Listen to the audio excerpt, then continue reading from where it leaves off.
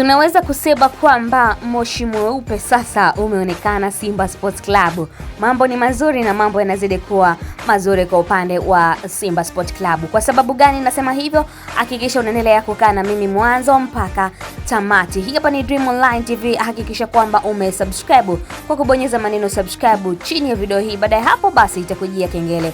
Unachotakiwa kufanya wewe ni kuibonyeza mara moja ili kuwa mtu wa kwanza kabisa kufikiwa na taarifa zetu pale tunapokuwa tunaziweka. Sports Lady Ray Kavishe nipo hapa katika dawati la Sports Dream kuhakikisha kwamba nakuletea kile ambacho kimeweza kujiri kwa undani na ufasaha zaidi.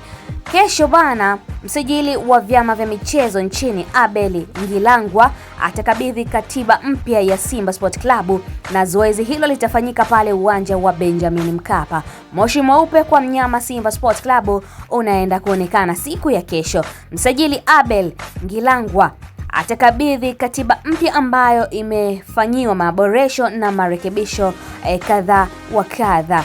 Hii hapa ni habari njema sana kwa wale mashabiki lakini pia wanachama na Simba Sport Club nzima kwa ujumla, kwani kitu ambacho kilikuwa kinalalamikiwa kuhusiana na transformation basi naamini kinaenda kukamilika siku ya kesho. Hii hapa ni mara baada tu basi ya waziri wa utamaduni, sanaa na michezo Bwana Paul Christian Makonda kuweza kutoa agizo na kutoa takribani siku 12 tu kuhakikisha kwamba Abel Ngilangwa anaweza kukamilisha taratibu zote, lakini kauli hiyo imetoka siku ya jana na good information ni kwamba tayari ameweza msajili huyo basi ameweza kulifanyia kazi hilo na kesho ataweza kukabidhi katiba hiyo mpya. Tena tukio hilo litafanyika pale Benjamin Mkapa. Tunasema ndio utendaji ambao unatakiwa na wengi basi wana hamu kuona mambo mazuri kama haya kwenye sekta tofauti ambazo zipo chini ya Paul Christian Makonda, nikizungumzia